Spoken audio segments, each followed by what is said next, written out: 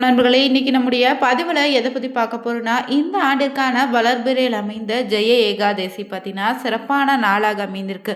இந்த நாளில் குறிப்பிட்ட 5 பொருட்களை நாம் தானம் செய்வதால் நம்ம வாழ்க்கையில் பணத்திற்கு பஞ்சம் இருக்காது. அப்படிப்பட்ட பொருட்கள் என்ன?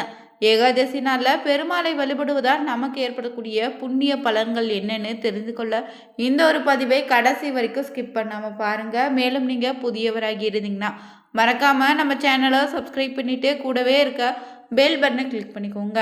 வாங்க நண்பர்களே, வீடியோக்குள்ளே போகலாம். பெருமாளினுடைய அருளை பெறுவதோடு மட்டும் இல்லைங்க, இந்த நாளில் வழிபடுவதால் நம்ம பாவங்களில் இருந்து விடுபட்டு புண்ணிய பலனும் நம்ம வாழ்க்கையில் சேருங்க. இந்த நாளில் பார்த்திங்கன்னா ஏகாதசி, அதுவும் தை மாதத்தில் வரக்கூடிய ஜெய ஏகாதசி பார்த்திங்கன்னா சில குறிப்பிட்ட பொருட்களை தானம் செய்தாலே பெருமாளினுடைய அருளும் மகாலட்சுமியினுடைய அருளால் நம்ம வீட்டில் பார்த்தீங்கன்னா பணத்திற்கு தட்டுப்பாடுன்னு என்பது ஏற்படாதுன்னு சொல்கிறாங்க. ஒரு என்ன பொருட்கள்னு தெரிஞ்சுக்கலாம். விரதங்கள்லேயே பார்த்தீங்கன்னா ரொம்ப புனிதமான விரதம்னா இந்த ஏகாதசி விரதம் தாங்க. வருடத்தில் 24 இல்லைன்னா 25 ஏகாதசிகள் வருங்க. இவற்றில் ஒவ்வொரு ஏகாதசிக்கு ஒரு பெயர் சிறப்பு இருக்குது, அதற்கான பலனும் உண்டு. அந்த வகையில் இந்த தை மாத வளர்பறையில் வரக்கூடிய ஏகாதசிக்கு ஜெய ஏகாதசின்னு சொல்லுவாங்க. இதே ராஜ ஏகாதசின்னு கூட அழைக்கலாங்க. ஏன்னா ராஜயோகத்தை பெற்றுத்தரக்கூடிய அற்புதமான ஏகாதசியாக பார்த்திங்கன்னா இந்த ஆண்டு ஜனவரி 29ஆம் தேதி வியாழக்கிழமையில் அமைந்திருக்கு. இந்த நாளில் விரதம் இருந்து பெருமாளை வழிபடுவதோடு சில குறிப்பிட்ட பொருட்களை நம்ம தானம் செய்வது நம்ம வீட்டில் பார்த்திங்கன்னா வறுமையை நீக்கி செல்வத்தை நிலைக்க செய்யுங்க. அது என்ன பொருள்னு தெரிஞ்சுக்கலாம். உங்களுக்கு இருக்கக்கூடிய பண பற்றாக்குறை இனி ஏற்படாது. எப்போதுமே செல்வம் உங்கள் வாழ்க்கையில் பெருகி கொண்டே இருக்குங்க. இந்த நாளில் தவறாமல் பெருமாளை வழிபடுங்க. தீராத கஷ்டத்தில் இருப்பவங்க பணம் சேருவதே இல்லை, வாழ்க்கையில் அடுத்த நிலைக்கு செல்ல முடியலன்னு, முன்னேற்றமே இல்லைன்னு வருத்தக்கூடிய நபர்கள் இந்த நாளில் விரதம் இருந்து இந்த தானங்கள் செய்திடுங்க, சிறப்பான பலன் உண்டு. அப்படி விரதம் இருக்க முடியாதவங்க பார்த்தீங்கன்னா பெருமளை மனதார வேண்டி இந்த பொருட்களை தானம் செய்யலாம்.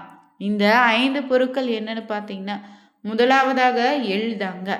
தை மாதத்தில் எள்ளுக்கும் அதிக முக்கியத்துவம் இருக்குது. ஏன்னா ஜெய ஏகாதசி என்று எள்ளை தானம் செய்வது உங்கள் பாவத்தை போக்கி பித்திருக்களுடைய ஆசையை பெற்றுத்தருங்க. இது வீட்டில் பொருளாதார தடையை நீக்க உங்களுக்கு உதவியாக இருக்கும்.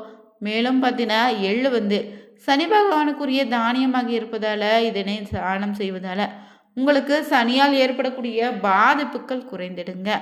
அடுத்தபடியாக இந்த நாளில் 2வது பொருளாக நெய், அதுவும் சுத்தமான பசு நெய்யை தானம் செய்வீங்கன்னா கோவிலுக்கு இல்லைன்னா விளக்கேற்ற நெய் விளங்குவது உங்களுக்கு லட்சுமி தேவியினுடைய அருளை பெற்றுத்தரும்.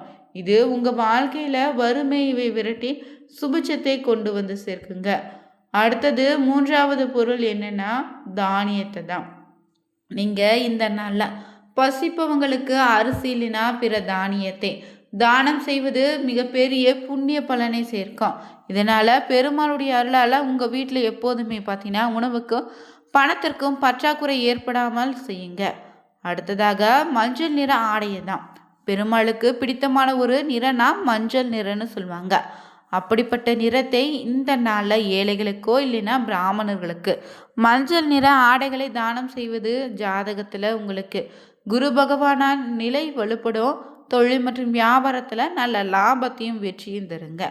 அடுத்ததாக 5வது பொருள் என்னன்னா வெல்லம் மற்றும் பழங்கள், இனிப்பு பொருட்கள்னு பருவகால பழங்கள்னு தானம் செய்வது உங்கள் குடும்பத்தில் மகிழ்ச்சியும் அமைதியை உண்டாக்கும். இது உங்கள் வாழ்க்கையில் இனிமையை சேர்ப்பதோடு மட்டும் இல்லைங்க, தடைப்பட்ட பண வரவுகளையும் சீராக்கும். வாழ்க்கையில் மாற்றங்களை தருவதோடு இல்லை, செல்வ வளத்தை பெருக்குங்க. அதே போல் கஷ்டங்கள் அனைத்தும் பார்த்திங்கன்னா இனி இருக்காது. இந்த தானங்களை தவறாமல் இந்த ஜெய ஏகாதசி அன்று அல்லனா அடுத்த நாள் துவாதசி அன்று முழுமையான பலனை நீங்கள் பெறலாம்.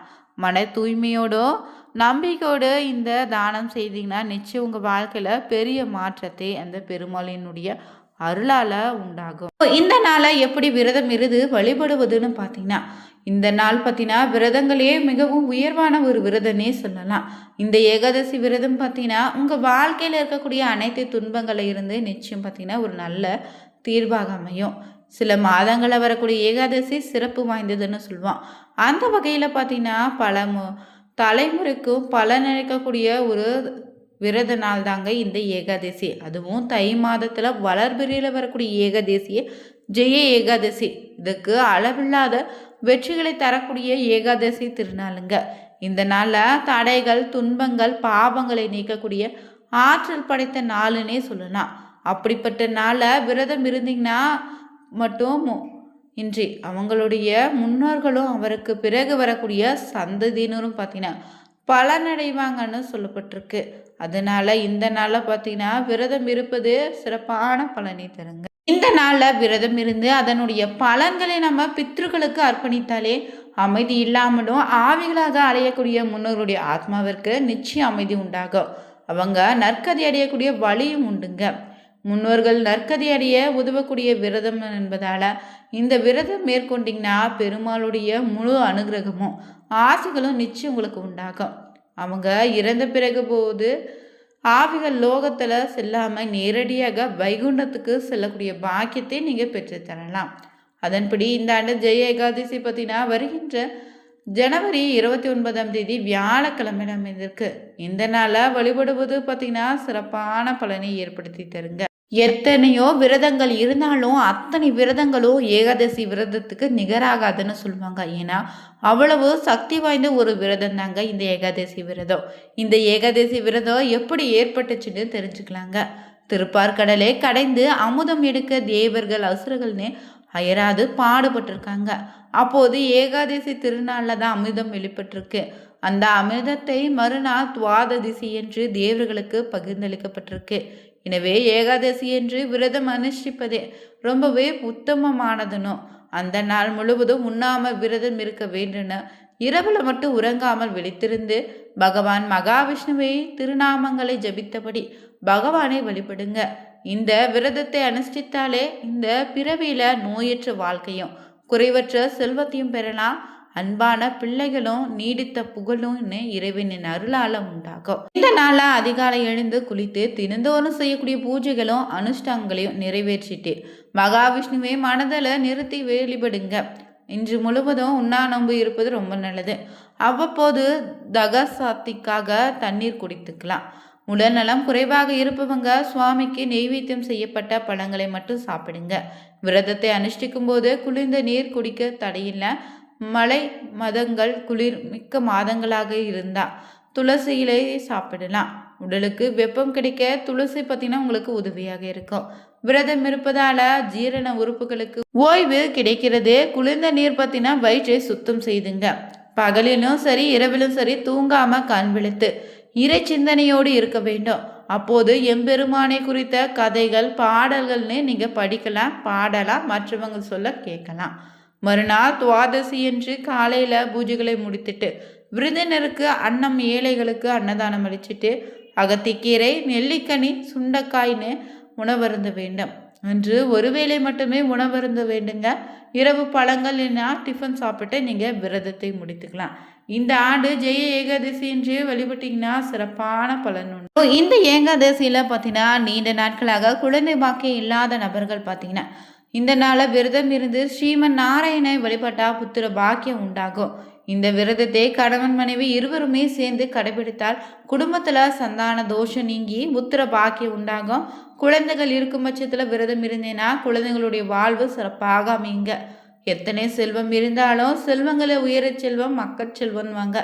இல்லை என்றால் மற்ற செல்வங்கள் அனைத்து வீணுன்னு சொல்லுவாங்க. அந்த மக்கட்செல்வம் வேண்டும் நினைத்தீங்கன்னா தெய்வங்களை குறித்து மேற்கொள்ள வேண்டிய விரதங்களில் ரொம்பவே சிறப்பான விரதம் இந்த ஏகாதசி விரதம்.